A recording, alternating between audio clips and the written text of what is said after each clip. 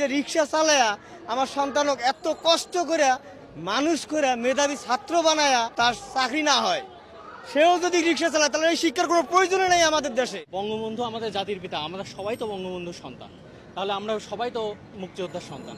তাহলে সেই জায়গা থেকে আলাদাভাবে মুক্তিযোদ্ধার সন্তান তো আর কেউ না। সাধারণ শিক্ষার্থীদের একটু সুযোগ দিতে হবে, নইলে পড়াশোনা বন্ধ হবে। এই পড়াশোনার দরকার নেই। আইনের ফাঁকফোকর দেখিয়ে আমাদের সাধারণ শিক্ষার্থীদের কোনো ধরনের হয়রানি করা যাবে না। যত দ্রুত সম্ভব আমাদের এই যৌক্তিক দাবির সমাধান দিয়ে দিতে হবে। দর্শক, রাজধানী ঢাকা সহ সারা দেশেই চলছে কোঠা বাতিলের আন্দোলন। সাধারণ ছাত্রছাত্রীদের এই কোঠা বিরোধী আন্দোলন নিয়ে সাধারণ মানুষের মতামত নিয়ে বাতাবাজারের নিয়মিত আয়োজন জনমতে আপনাদের সঙ্গে রয়েছি আমি এমজে জুয়েল।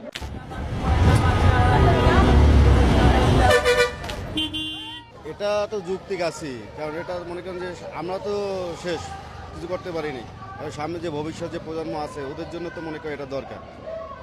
এটা তো মনে করেন যে সাধারণ জনগণ এটা চাইতেছে, আবার ভোগান্তি হইতেছে, যেমন আমরা এখন এখান দিয়ে বের হইতে পারতেছি না। এখান দিয়ে যে বের হবো সব থেকে রাস্তায় তো আটকা, কারণ আমাদের এই 3-4 ঘন্টা এখানে বসা, এটা যাত্রী মনে করেন যে লোকজন নাই, যে হাইটে পাতে চলতেছে, যাত্রী পাইতেছি না, এটাও একটা সমস্যা। ছাত্ররা যেহেতু করতেছে এটা তো মেনে নেওয়া উচিত, কারণ এটা তো ভবিষ্যতের জন্য, এটা সবার জন্য ভালো, সামনে প্রজন্মের জন্য ভালো, আমাদের ছেলে মেয়ে আছে তাদের জন্য তো ভালো। আমাদের মন্তব্য হলো যাত্রী যাই থাকুক না কেন আমরা চাই এটা সমাধান, যাতে এরা যে দাবি করছে বা যে রাস্তায় নামছে এদেরকে এই প্রাপ্যটা দেওয়ার দরকার। কিন্তু এখন সরকার জানি না কি করব না করব, কিন্তু এটা এদের প্রাপ্য। আমাদেরও ছেলে মেয়ে একদিন ভবিষ্যতে এইরকম করতে পারে, তার জন্য তারা অগ্রিম এই ব্যবস্থা নেওয়া দরকার।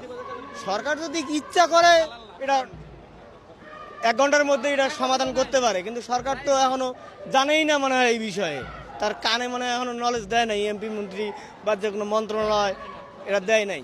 আমাদের মনে হয় এটা অযুক্তি না, কারণ মুক্তিযোদ্ধারা সন্তানরা চাকরি পাইছে, তার এখন নাতিরাও পাইতেছে, এটা তো সম্ভব না। কারণ আমার সন্তান কি করে খাবে, আগামীতে আমার সন্তান কি করবে? আমার সন্তানের তো প্রাপ্য আছে, মেধাবী যখন হবে তখন আমার সন্তানের তো একটা সরকারি চাকরিজীবী আশা থাকে। বা আমি যে রিক্সা চালায়া আমার সন্তানক এত কষ্ট করে মানুষ করে মেধাবী ছাত্র বানায়া যদি তার চাকরি না হয়, সেও যদি রিক্সা চালায় তাহলে এই শিক্ষার কোনো প্রয়োজনই নেই আমাদের দেশে। আমাদের দেশে কোনো শিক্ষার প্রয়োজন নাই, যার যেভাবে চলার সেভাবে চলবে, এইভাবে দরকার নেই আমাদের। আমাদের এই যে কষ্ট করে এই যে দিন মজুরি খাইটা দেখা গেছে সারাদিন 500 টাকা 600 টাকা রুজি করি, ফ্যামিলি চালাবো না আমরা চলবো, আমাদের কোনো উপায় নাই। তো অতএব আমাদের ভাই হোক ভাতিজা হোক তারা যাতে এইটা পায় বা আবেদন করছে বা রাস্তায় নামছে, এদের জন্য আমরা একমত। আমরা শ্রমিক, আমরাও এদের পক্ষ আছি। এরা যাতে এইটা ফলাফল পায় বা সরকার যাতে এটা তাড়াতাড়ি পরিচালনা করে, এইটাই আমি আশা করি। স্মার্ট বাংলাদেশ বিনির্মাণের যে প্রকল্প, সেটাকে বাস্তবায়ন করতে হলে অবশ্যই মেধাবীদের আমাদের অবশ্যই সেই জায়গাটা দিতে হবে। যখন আমরা দেখি এই সময়ে এসে 30% মানে কোটা দিয়ে মুক্তিযোদ্ধার সন্তানদের তাদের যে সুযোগটা দেওয়া, একটা আলাদা সুযোগ দেওয়া, যদি বিস্তারিতভাবে চিন্তা করি তো বঙ্গবন্ধু এই মুক্তিযুদ্ধের সংগঠক ছিলেন এবং মুক্তিযুদ্ধের নেতৃত্বও দিয়েছেন এবং ডাকও দিয়েছেন। তো বঙ্গবন্ধু আমাদের জাতির পিতা, আমরা সবাই তো বঙ্গবন্ধুর সন্তান, তাহলে আমরা সবাই তো মুক্তিযোদ্ধার সন্তান। তাহলে সেই জায়গা থেকে আলাদাভাবে মুক্তিযোদ্ধার সন্তান তো আর কেউ না, আমরা সবাই মুক্তিযোদ্ধার সন্তান। তাহলে সেই জায়গায় দাঁড়িয়ে আজকে আমরা যারা এখানে এই আন্দোলনগুলো করছি, তারা সবাই একটাই আন্দোলন, যে আমাদের কথা হচ্ছে কোটা রিফর্ম করতে হবে। আমরা কোটা সরাইতে যাচ্ছি না, কিছু কোটা দরকার আছে, যেমন যারা অনগ্রসর জেলা থেকে আসে, যারা ক্ষুদ্র জাতিসত্তার মানুষ আদিবাসী আছে এবং যারা প্রতিবন্ধী, এই 3 প্রকার শ্রেণীর মানুষের এখন কোটা দরকার। নারী শক্তির যে অভ্যুত্থান হয়েছে সেই দিক থেকে বিবেচনা করলে এখন নারী কোটারও আসলে কোনো প্রয়োজন নাই। ইভেন নারীরা বলছে যে আমাদের কোটা দরকার নেই। সেই ক্ষেত্রে দাঁড়িয়ে আমরা মনে করি যে 10% কোটা, আমাদের যেই চিন্তাধারা ছিল 10% কোটা, এবং সরকার বিন্যাস করবে, নিজেদের যে গবেষক আছে তাদের গবেষণার মাধ্যমে তারা ডিসাইড করবে যে এই 10% তারা কোন কোন জায়গায় কী বেসিসে ভাগ করবে।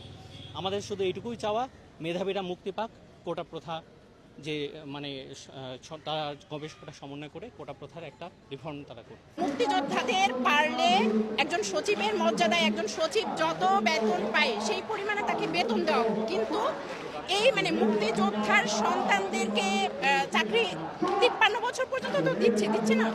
এখনো কি মুক্তিযোদ্ধার সন্তানেরা আছে, বেকার আছে বলে মনে হয়? একজন মানুষ কতবার কোটা ইউজ করতে পারে? শিক্ষা জীবনে প্রবেশ করার সময় কোটা ব্যবহার করেন, চাকরি জীবনে প্রবেশের ক্ষেত্রে কোটা ব্যবহার করেন, চাকরি ভালো না লাগলে সেক্ষেত্রে কোটা ব্যবহার করেন। কেন এই বৈষম্য? সাধারণ শিক্ষার্থীরা যেখানে বঞ্চিত হচ্ছে, সাধারণ শিক্ষার্থীদের একটু সুযোগ দিতে হবে, নইলে পড়াশোনা বন্ধ হবে। এই পড়াশোনার দরকার নেই। সার্টিফিকেট করছিলাম না, আমার মনে হয় বই পড়ানো উচিত, বিশ্ববিদ্যালয়ে আগুন চালানো উচিত। 1% মুক্তিযোদ্ধাদের জন্য সারা বাংলাদেশে 99% শিক্ষার্থীদের সাথে যে প্রহসন করা হচ্ছে, এটা আসলে প্রহসন এবং চরম বৈষম্য ছাড়া আর কিছু না। আমরা বাংলাদেশের স্বাধীন নাগরিক হিসেবে বৈষম্যকে স্বীকার করি না, বৈষম্যকে মানি না, মানবো না কোনোভাবেই না। আমাদের দেশে নারীরা কিন্তু এখন কেউ পিছায় নেই, নারীরা এখন অগ্রসর। শিক্ষা থেকে শুরু করে আপনি যদি গভর্নমেন্ট সেক্টরও দেখেন, কোটা ছিল না, তারপরেও কিন্তু নারীরা জব পেয়েছে। আপনি দেখবেন প্রাইভেট সেক্টরগুলোতেও নারীরা আগায় আছে, বা দেশের প্রধানমন্ত্রী থেকে শুরু করে দেশের স্পিকার সবাই এখন নারী। সেইখানে আমরা নারীকে কিন্তু অগ্রসরই বলতে পারি, তাই না? নারীরা কিন্তু তাহলে পিছায় আছে, কোনোভাবে কিন্তু পিছায় নেয় না। সেই ক্ষেত্রে আমি প্লেকার্ড ধরে দাঁড়িয়ে আছি যে নারীরা যেখানে আসলেই অগ্রসর, সেখানে কোটার আসলে কোনো প্রয়োজন নেই। এটা আসলে হাস্যকর। যাদের জন্য মূলত কোটা রাখা হয়েছে তারা শুধুমাত্র নিয়োগ পরীক্ষায় একবার কোটা ব্যবহার করতে পারবেন, অর্থাৎ একাধিকবার কেউ কোটার ব্যবহার করতে পারবেন না। এবং আরও যে বিষয়টি আমরা বলার চেষ্টা করছি, অযৌক্তিক এবং বৈষম্যমূলক যে কোটাগুলো রয়েছে সেগুলো সকল অর্থাৎ চাকরি ক্ষেত্রে সকল গ্রেডে এই কোটাগুলোকে মূলত বাদ দিতে হবে এবং শুধুমাত্র পিছিয়ে পড়া জনগোষ্ঠীর জন্য অর্থাৎ প্রতিবন্ধী এবং উপজাতির জন্য কোটা রেখে অন্য কেউ কোটার আওতাধীন থাকতে পারবে না। মেধাভিত্তিক আমলাতন্ত্র নিশ্চিত করার জন্য কার্যকর পদক্ষেপ গ্রহণ করার কথাটি আমরা বলে আসছি। মূলত এই বিষয়গুলোকে সামনে রেখে আমরা বিগত কয়েকদিন আন্দোলন করছি এবং আমরা দেখতে পাচ্ছি যে এখন পর্যন্ত সরকারের উচ্চ পর্যায় থেকে কোনো ধরনের আশ্বাস কিংবা মেনে নেওয়ার কোনো ধরনের প্রত্যয় আমরা পাচ্ছি না, যার ফলে আমরা শিক্ষার্থীরা হতাশ যে আমরা দীর্ঘদিন ন্যায্য এবং যৌক্তিক দাবি নিয়ে মূলত কথা বলছি এবং আন্দোলন করে যাচ্ছি, কিন্তু কেউ আমাদের এই দাবিকে ভ্রুক্ষেপ করছে না।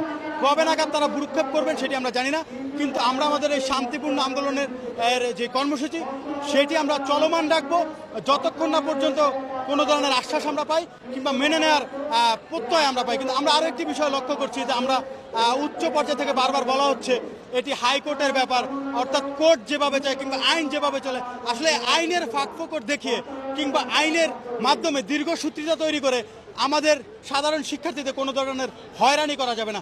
যত দ্রুত সম্ভব আমাদের এই যৌক্তিক দাবির সমাধান দিয়ে দিতে হবে, অন্যথায় সাধারণ শিক্ষার্থীরা গত কয়েকদিন যেভাবে রাজপথ দখল করে রেখেছে অনির্দিষ্টকালের জন্য সারা বাংলাদেশের সকল সড়ক মহাসড়ক কিন্তু অচল থাকবে। এবং আমরা সাধারণ শিক্ষার্থীরা যেটি বলতে চাই, ইতোমধ্যে ক্লাস পরীক্ষা বর্জন কিন্তু আমরা করেছি।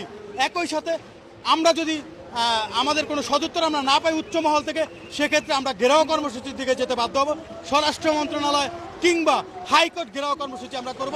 সেটিতেও যদি কোনো সমাধান না আসে আমরা আমাদের শরীরের শেষ রক্তবিন্দু দিয়ে হলেও অর্থাৎ আমরণ অনশন করে আমরা আমাদের কর্মসূচি অর্থাৎ দাবি আদায় করার জন্য লড়াই করে যাব। মেধার ভিত্তিতেই চাকরিটা হওয়া উচিত বলে আমি মনে করি।